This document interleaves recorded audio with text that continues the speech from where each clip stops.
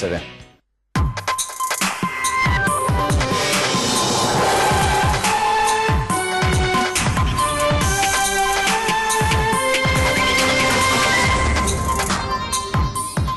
Si nascondeva a Mestre il 25enne senegalese arrestato dalla polizia con l'accusa di avere violentato la quindicenne. A Jesolo il pregiudicato incastrato dalle telecamere. Soddisfazione ma anche rabbia per l'arresto. Il ministro Salvini su Twitter: era già stato condannato ma non poteva essere espulso, roba da matti. L'auspicio di Zaia al Parlamento: inasprisca le pene.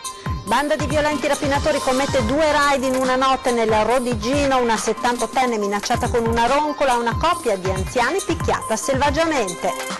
Vigilia dell'ultimo giorno di lavoro per Franco Birolo, il tabaccaio padovano che 6 anni fa sparò ed uccise un ladro. Le leggi sulla legittima difesa devono cambiare, dice. Lavoro nero nei campi, blitz dei carabinieri nel Veneziano, un'imprenditrice trevigiana denunciata, trovati immigrati non in regola. 200 uomini al giorno per garantire la sicurezza dell'Home Festival, al via fra pochi giorni, evento blindato, in campo anche squadre antiterrorismo, la polizia postale vaglia i siti a caccia di minacce o messaggi a rischio. Concluso nella notte, grazie al lavoro di operai e tecnici, lo smontaggio delle impalcature allestite per consentire i lavori di ristrutturazione del ponte dell'Accademia, il 29 agosto l'inaugurazione.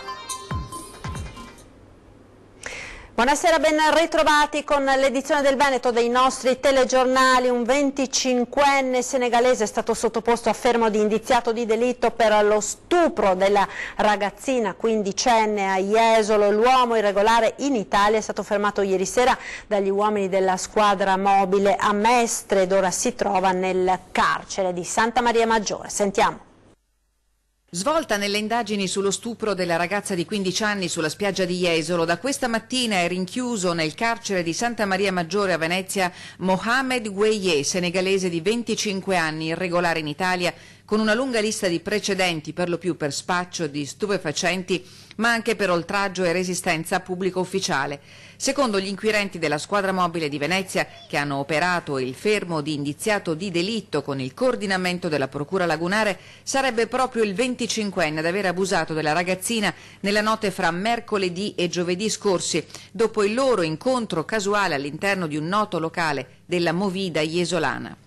Dopo la violenza, Mohamed Gueye, volto noto alle forze dell'ordine, si è allontanato da Jesolo. È in questa zona della stazione ferroviaria di Mestre, siamo in via Ca Marcello, che gli agenti della squadra mobile della Questura di Venezia nella tarda serata di ieri hanno individuato, rintracciato e poi fermato Mohamed Gueye, il 25enne sul quale ci sono forti indizi in relazione allo stupro della ragazzina di 15 anni avvenuto tra mercoledì e giovedì notte lungo l'Arenile sulla spiaggia di Jesolo. Fondamentali si sono rivelate le immagini delle telecamere di sorveglianza di Piazza Mazzini a Jesolo, che hanno ripreso la coppia a passeggiare verso la spiaggia, oltre a riscontri e testimonianze che hanno consentito l'individuazione dell'uomo, che la minore avrebbe riconosciuto visionando foto segnaletiche in mano agli investigatori. Fonti della squadra mobile hanno riferito all'ANSA che la polizia ha atteso a Mestre l'uomo nei luoghi che frequentava normalmente. In particolare gli agenti hanno controllato un albergo della zona, detta Rampa Cavalcavia, a 2 passi dalla stazione ferroviaria. Per scongiurare un possibile tentativo di reazione di fuga, gli agenti lo hanno lasciato entrare in albergo, bloccandolo e ammanettandolo davanti a un ascensore. A Mohamed Gueye la polizia è risalita dopo la denuncia della violenza sessuale, costruendo un solido impianto accusatorio che ha consentito al PM Massimo Michelozzi di predisporre in un'ora il provvedimento di fermo. In queste ore è attesa l'udienza di convalida da parte del GIP. Gli accertamenti sono tuttora in corso e non escludono il test sul DNA dello straniero per avvalorare le sue responsabilità. E immediate le reazioni politiche all'arresto, soddisfazione per il fermo, ma anche rabbia per una violenza che si poteva evitare. Sono passate poche ore dall'arresto quando su Twitter è proprio Matteo Salvini a vergare la prima reazione al blitz della polizia. Dopo diversi precedenti penali era già stato in passato condannato inutilmente a lasciare l'Italia, ma avendo avuto una bambina da una donna italiana, questo verme non può essere espulso, roba da matti. Con il decreto sicurezza, se un clandestino stupra, ruba, uccide o spaccia, se ne torna a casa subito, senza se e senza ma. Il fermo del 25enne senegalese è una notizia che rimbalza in fretta, così come l'era stata la vicenda che aveva scioccato Jesolo. Tira un sospiro di sollievo il sindaco Valerio Zoggia, che ringrazia le forze dell'ordine, ma ricorda come un potenziamento del controllo, soprattutto in piazza Mazzini, va fatto. Adesso chiederò che il potenziamento ci sia anche dopo le 3 di notte, perché il fatto è avvenuto dopo le 4 e quindi di solito la concentrazione di gente c'è tra mezzanotte e le 3 al massimo, dopo la gente è un po', però c'è gente magari la più pericolosa che rimane anche oltre le 3. Quindi chiederò di rinforzare proprio su quelle ore là la presenza di forze dell'ordine. Insomma, il fermo del presunto stupratore crea un mix di soddisfazione e rabbia per una vicenda che, dicono in molti, poteva e doveva essere evitata. Un delinquente e un infame assicurato alla giustizia è sempre un momento di soddisfazione, commenta il governatore del Veneto Luca Zaia. Per questo vanno le mie congratulazioni alle forze dell'ordine, ma questo triste fatto è anche un'occasione per dire che questi violentatori, questi infami eroi della penombra che violentano una minorenne peraltro appena conosciuta, devono essere mandati a scontare la pena a casa loro, perché nei loro paesi la pena è una pena. E continua: io spero che il Parlamento dia quanto prima un bel giro di vite con dei veri inasprimenti delle pene. Ne abbiamo piene le scatole di attenuanti, discorsi inutili su infanzie difficili e altre cose del genere. Un violentatore è una persona che commette uno degli atti più infami, a maggior ragione se gravato da altri precedenti. Penso che in casi come questi la pena debba essere esemplare. Rincara la dose da Roma la deputata di Forza Italia Vincenza Labriola. Jesolo, la capitale veneta della movida estiva, si è trasformata in un luogo da incubo per una ragazzina di 15 anni. Ci aspettiamo dal ministro Salvini un decreto sicurezza coerente con le aspettative degli italiani e con quanto la coalizione di centrodestra ha proposto in campagna elettorale. Mentre Deborah Bergamini, altra deputata azzurra, ricorda che il senegalese era già stato colpito da un provvedimento di espulsione dall'Italia, mai attuato nella prassi, e attacca il Movimento 5 Stelle. Nel 2013 furono proprio loro, dice, a presentare l'emendamento per l'abolizione del reato di immigrazione clandestina, che votò insieme al PD. E poi, in mezzo alle polemiche politiche, intanto c'è lei, la quindicenne, il cui incubo non è finito, perché la cattura del suo stupratore non cancella quanto subito. Il primo cittadino è intenzionato ad andarla a trovare. Cercheremo di sentire chi la sta seguendo, la ragazza, ma se non lei, magari i genitori, per portare la vicinanza dell'amministrazione comunale a questa famiglia. Noi chiederemo di poterli incontrare.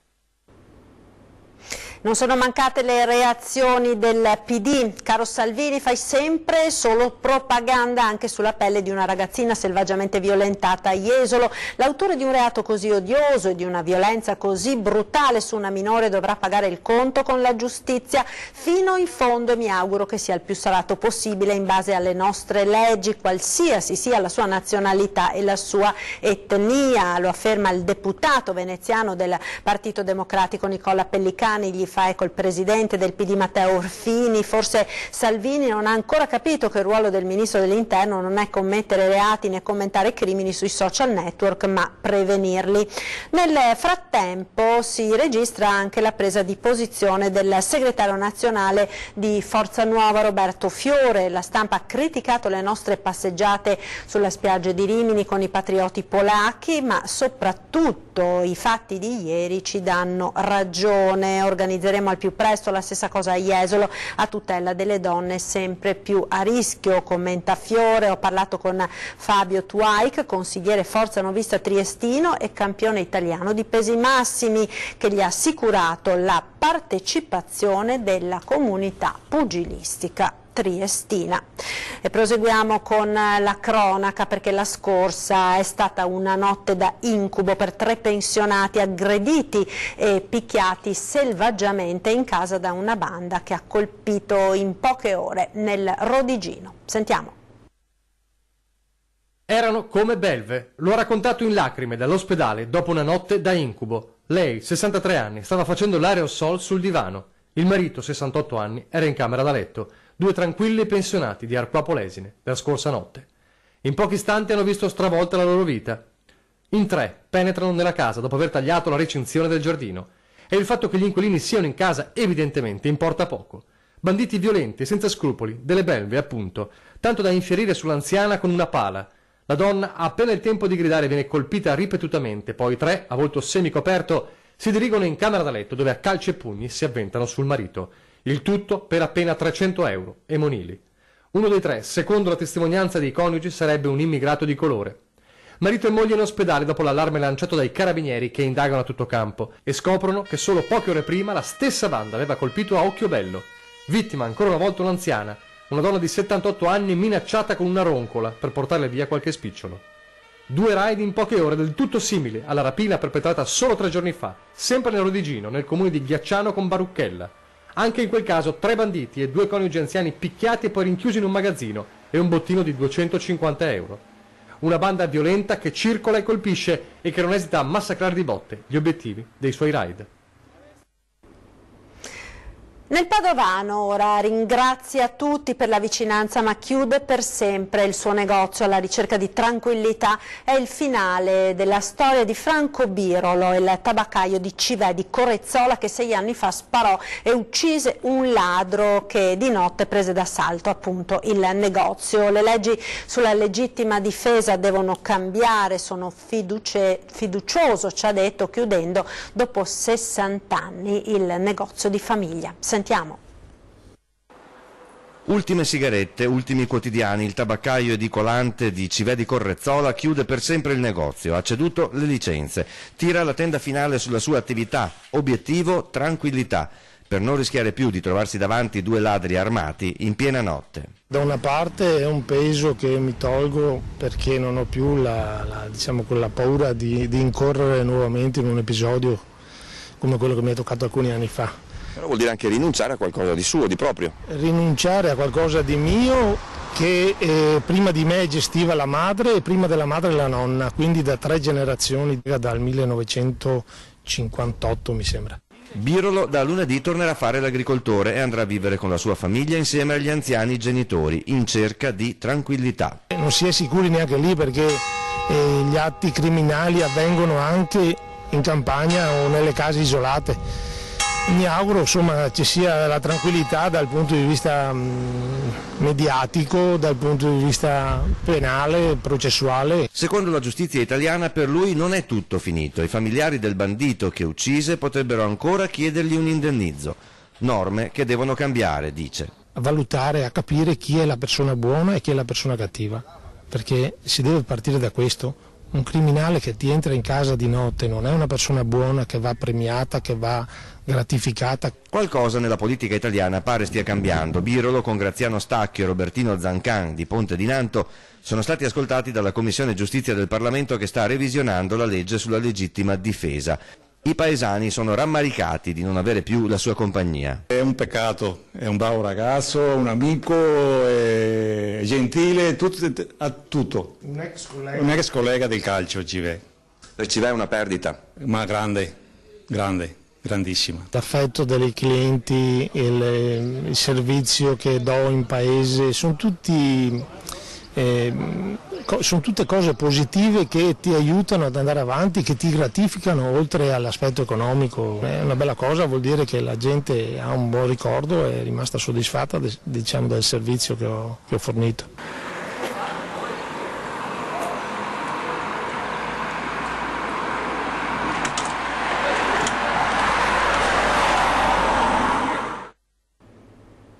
Restiamo a Padova perché resta alta l'allarme criminalità in centro, aggredito nella notte un algerino in Piazza Duomo. Ore 4:30, Piazza Duomo, pieno centro storico di Padova. L'ambulanza del SUEM interviene a chiamarlo uno straniero. È a terra, è appena stato aggredito. Sul posto arrivano anche le volanti della questura.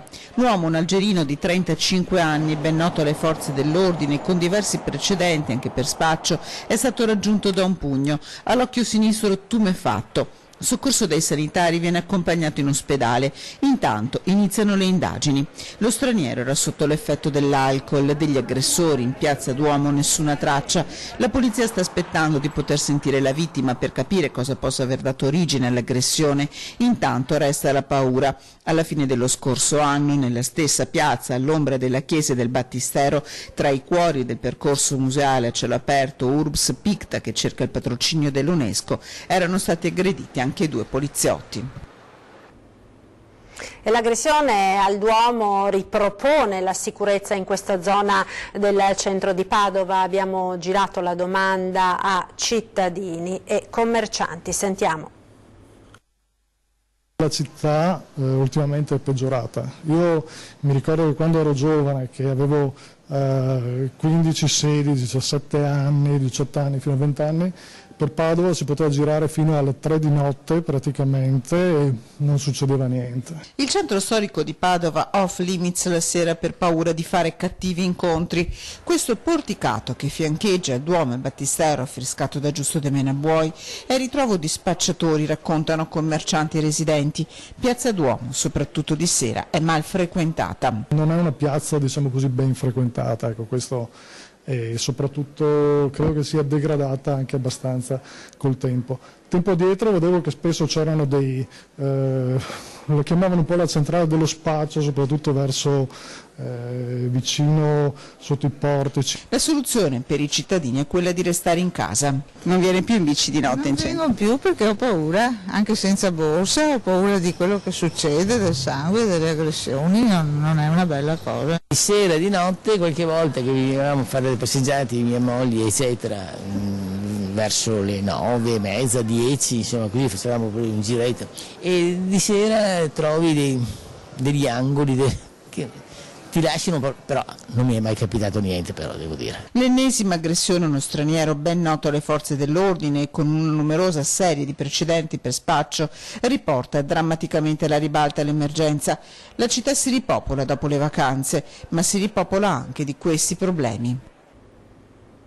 Estate, stagione di lavoro intenso in campi e vigneti, e proprio nei campi i carabinieri di Venezia hanno effettuato controlli a tappeto contro il lavoro nero, sospendendo l'attività di 2 aziende.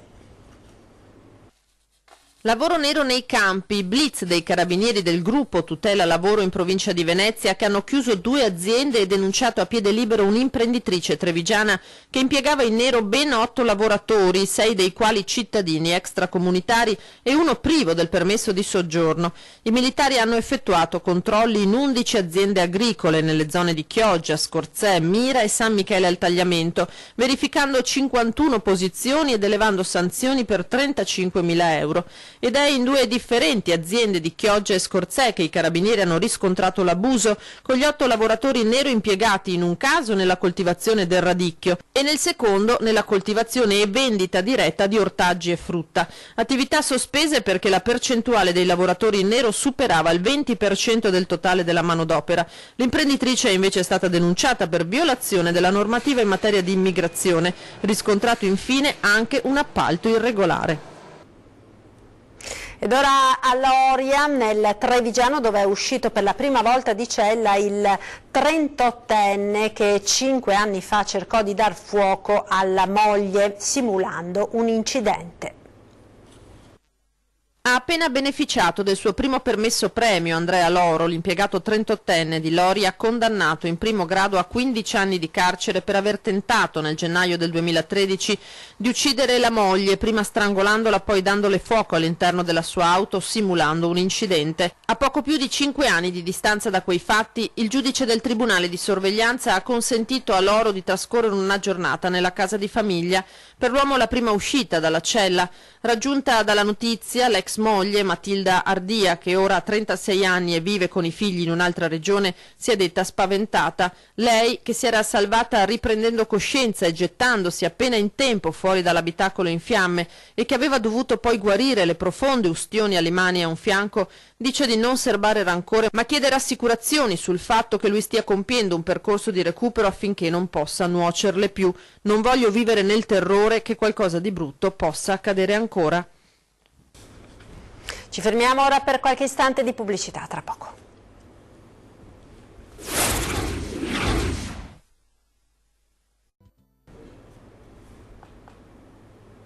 E rieccoci in diretta con l'edizione del Veneto. Nonostante l'acquazzone prima notte in tenda per le mamme No PFAS, in presidio davanti al Tribunale di Vicenza. Vediamo. Non è certo quella che viene dal cielo che ci spaventa, l'acqua che ci spaventa è quella che esce dai nostri rubinetti, purtroppo. Non basta certo un temporale a spaventare le mamme No PFAS che hanno cominciato il loro secondo giorno di presidio davanti al Tribunale di Vicenza. Nella notte in 6 hanno sfidato il maltempo e si sono alternate per tenere aperto. Obiettivo: tenere alta l'attenzione sul tema. Stiamo qui perché vogliamo delle risposte, soprattutto dalla Procura, perché ormai ha tutte le carte in mano per prendere una decisione e speriamo che prenda quella giusta. Ha piovuto abbastanza, ha tuonato abbastanza, però insomma noi rimarremo anche nelle prossime notti fino a martedì. Voi chiedete la chiusura totale di Miteni? Sì, la chiusura di Miteni e che vengano condannati i responsabili sia dell'azienda che ha inquinato adesso e in passato e anche di tutti coloro che hanno permesso che questo accadesse. Non molleremo mai, vogliamo la verità, vogliamo giustizia soprattutto. Non basta un temporale a scoraggiarvi? Ma no, assolutamente, restiamo qui, siamo sempre più convinte. Il quartiere le ha accolte mettendo a disposizione corrente per ricaricare i cellulari e servizi igienici. I cittadini stanno dalla nostra parte e spiegano gli obiettivi che abbiamo sono chiari. Vogliamo che la magistratura senta che noi siamo qua come sostegno, come abbiamo sempre fatto, le affianchiamo e vogliamo delle risposte. Ed ora il dispositivo sicurezza predisposto per l'Home Festival in programma a Treviso. 1000 uomini in 5 giorni per garantire all'Home Festival l'ex Dogana la sicurezza. In campo annuncia il questore Maurizio Dalle Mura, presentando l'apparato approntato per l'evento in partenza mercoledì prossimo, anche le squadre antiterrorismo di polizia e carabinieri. Il compartimento della polizia postale è stato incaricato di fare l'esame dei siti per vedere se ci sono minacce che possono riguardare l'Home Festival. Poi ci sarà la presenza ovviamente di personale della Polizia di Stato, dei reparti inquadrati per garantire il sereno svolgimento della manifestazione, con artificieri che si occuperanno della bonifica preventiva dell'area, anche con i cinofili. E poi ci saranno le squadre della SOS, dell'Arma dei Carabinieri, della UOPI, sono le squadre dell'antiterrorismo, ma non ci sono segnali particolari. Il nostro dovere è quello di prevedere tutto quello che è possibile prevedere, con l'impiego di tutte le risorse che riteniamo necessarie per garantire il sereno svolgimento della festa. In fondo è una festa musicale, no? Il Home Festival. Potenziata la presenza in stazione della Polizia Ferroviaria per i 2 treni speciali allestiti da Organizzazione e Trenitalia venerdì e sabato notte. Se i vigili urbani gestiranno la viabilità, sarà la Polstrada a cercare di contrastare i cattivi comportamenti alla guida. Quanto all'accesso all'area dei concerti, sarà regolato anche quest'anno da varchi. Attenzione, ammonisce il questore, a quello che si porta con sé. L'ingresso di spray urticante sarà assolutamente vietato. Quindi chi va all'Home Festival ci deve andare per godere della musica e dei concerti, non con altre intenzioni. Quindi saranno stringenti controlli ai varchi d'accesso per evitare che entrino questo tipo di strumento. Torniamo a Venezia, ora concluso nella notte grazie al lavoro di operai e tecnici lo smontaggio delle impalcature sul ponte dell'Accademia. Il 29 agosto l'inaugurazione, vediamo.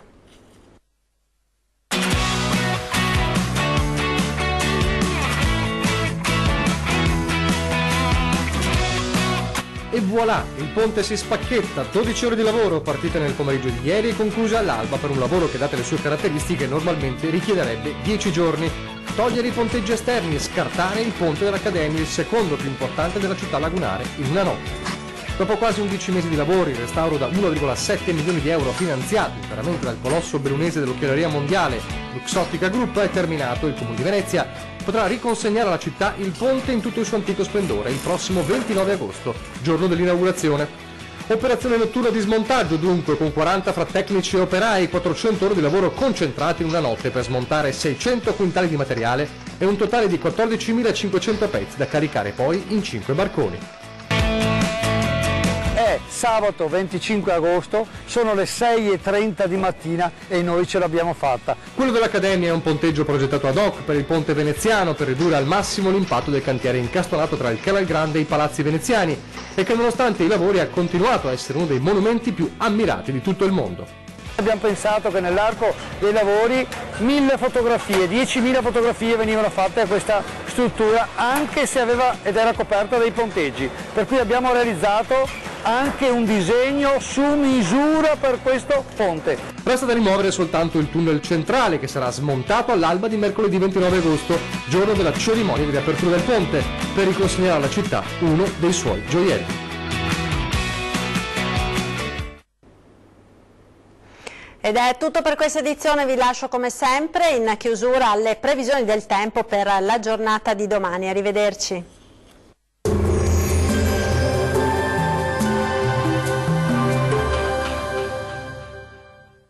Ben ritrovati al meteo. Tempo ancora molto instabile sulle nostre regioni, ma andrà via via migliorando. Vediamo il dettaglio. Sul Veneto tempo ancora instabile, con rovesci e temporali anche forti nella prima parte della giornata. Fenomeni comunque via via in attenuazione col passare delle ore.